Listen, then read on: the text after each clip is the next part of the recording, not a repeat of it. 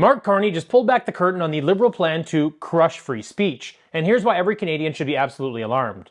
Do you remember Bill C-63, the Online Harms Act, aka the Online Hate Speech Bill, aka the Free Speech Killer? Well, Mark Carney just made it crystal clear that his Liberal Party will be resurrecting this online censorship bill to tackle harms in the digital Wild West. So even though 85% of all mainstream media sources are subsidized by government funding, and 90% of all news consumed by Canadians comes from a subsidized source, Carney believes Canada needs more regulation to deal with what he considers disinformation and harmful content, because the Liberals also need to control what you can and can't say online. And if you step out of line, well, here's where things get a little crazy. Bill C-63 is disguised as a law to protect children. However, when you look under the hood, you will find that the Online Harms Act is the most dangerous piece of authoritarian legislation in modern Canadian history. Period.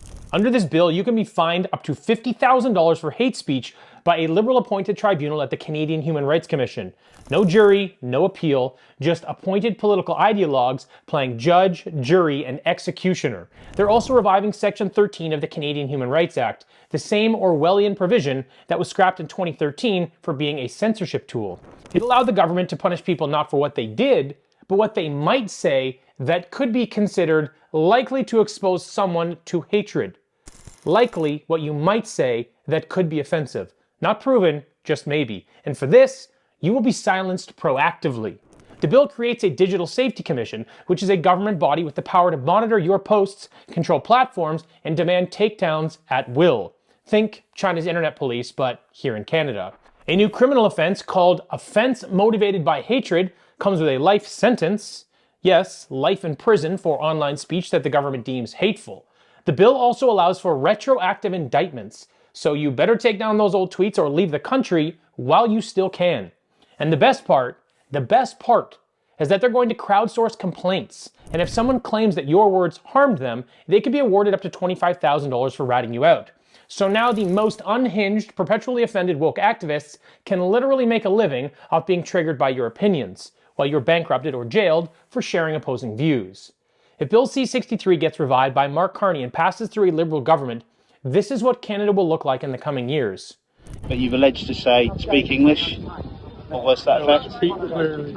Speak clearly. No, okay. the gentleman's partially deaf. Yeah, he Okay. can speak clearly. Yeah. So I couldn't even hear him. No, and that's fine, and that's why we've just come to speak, because potentially someone could perceive that as a hate crime. Why am I in cuffs? Because there's something he shared, then I shared. Because someone has been caused, obviously, anxiety based upon your social media page. So I'm actually being arrested. You're going to be arrested, okay? Right. Take that to the police station. Right. Okay, this is in relation to some comments that you've made on a Facebook page.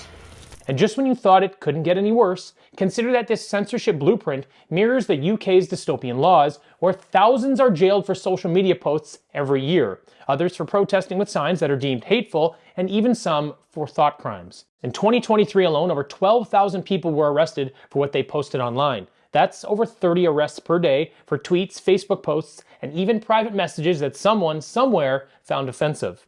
People have been fined, jailed, and fired for things as simple as jokes or political opinions. Others have had non-crime hate incidents added to their permanent records, even when their actions did not constitute a criminal offense, just because someone got offended. In fact, over 250,000 non-crime hate incidents have been recorded in the last 10 years, even against children as young as 9. Police departments now dedicate massive resources to social media patrols. It's estimated that over 60,000 police hours per year are used to monitor people's opinions instead of catching actual criminals. But this is what happens when you let the government decide what hate means. It creeps into religion, politics, comedy, debate, and eventually your DMs, your memes, and your conversations with friends. Nothing is off limits. Mark Carney's comments were a roadmap, a warning of what's to come if Canadians hand the keys back to the Liberals. This isn't just about protecting kids or fighting hate, it's about political control over online speech. It's about silencing opposition, shutting down dissent, and weaponizing the government against anyone who dares to challenge the state-approved narrative.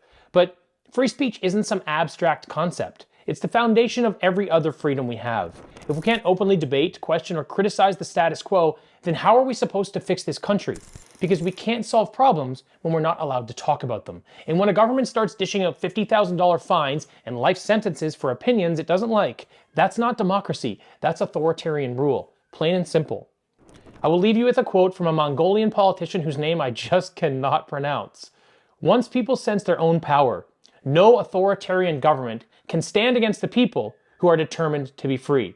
So now is the time to be determined to be free.